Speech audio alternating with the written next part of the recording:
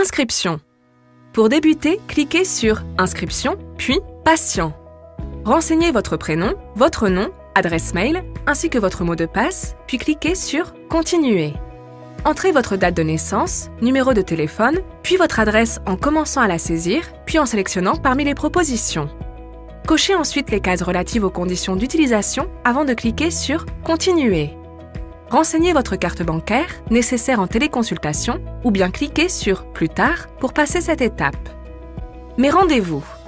Pour prendre rendez-vous, recherchez par spécialité ou entrez le nom du praticien dans la barre de recherche, puis cliquez sur sa fiche qui apparaît en dessous. Choisissez le type de consultation et le motif. Sélectionnez votre créneau, puis acceptez les conditions générales d'utilisation et cliquez sur « Valider ». Dossier médical. Votre dossier médical vous permet d'accéder à l'ensemble de vos documents médicaux organisés en 10 rubriques. Cliquez sur les flèches pour les consulter. Ajoutez un élément en l'écrivant dans les rubriques antécédents et traitements ou bien cliquez sur le bouton « Plus » face à la rubrique souhaitée. Sélectionnez ensuite le fichier depuis votre ordinateur, puis cliquez sur « Ajouter ». Si vous souhaitez partager ces éléments avec votre praticien, pensez à déverrouiller le cadenas. Téléconsultation.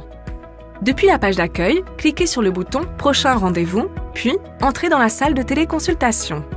En haut à gauche, une pastille rouge ou orange indique que le praticien n'est pas encore connecté. Veuillez patienter. Lorsque celui-ci est connecté, le bouton « Démarrer la consultation » apparaît au centre de l'écran, cliquez dessus. La téléconsultation débute alors et vous pouvez échanger librement avec votre praticien. Pour utiliser le dispositif, descendez sur la page et cliquez sur l'onglet « Mes données connectées ». Un nouvel écran apparaît. Cliquez sur « Commencer ». Suivez les instructions qui s'affichent à l'écran. Cliquez brièvement sur le bouton « Power » du dispositif. L'otoscope s'allumera. Approchez-le du QR code affiché à l'écran afin de le scanner. Le QR code est scanné dès que vous entendrez 3 bips et verrez l'otoscope clignoter. Une fois le dispositif connecté, le médecin prend la main pour la prise de mesure. Pour la prise de température, le thermomètre se trouve sur la tranche latérale gauche du dispositif. Vous avez seulement à le porter à votre front pour que la mesure se fasse. Pour la tension, un pictogramme s'affiche à l'écran vous indiquant la position à adopter. Pour une prise de mesure optimale et réussie, l'écran doit afficher votre position en vert. Une fois la position atteinte, veuillez ne plus bouger jusqu'à la fin de la prise de mesure.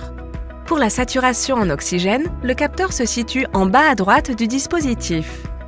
Vous avez seulement à positionner votre pouce droit dans l'encoche sans appuyer trop fort. Si la température extérieure est froide, réchauffez d'abord votre pouce en le positionnant 10 secondes sous votre aisselle pour une prise de mesure optimale. Pour l'utilisation de l'otoscope, vous devez débrancher l'otoscope du dispositif. Choisissez ensuite l'embout adapté, le spéculum pour les oreilles et la protection en plastique souple pour la bouche. Puis, cliquez sur « Prêt » pour pouvoir visionner la vidéo en direct. Le médecin peut effectuer des zooms, augmenter la luminosité et prendre des photos. Enfin, pour le stéthoscope, situé en haut à gauche du dispositif, positionnez-le là où le médecin indiquera via un point rouge à l'écran. Ne parlez plus pour permettre au médecin d'écouter. Une fois les mesures prises, le médecin pourra vous transmettre un compte-rendu de toutes ces mesures avec ses remarques. Vous les retrouverez dans votre dossier médical dans l'onglet « Compte-rendu de consultation ». Si le médecin vous envoie des ordonnances, vous les retrouverez dans l'onglet « Ordonnances » du dossier médical et vous pourrez télécharger ou imprimer le document.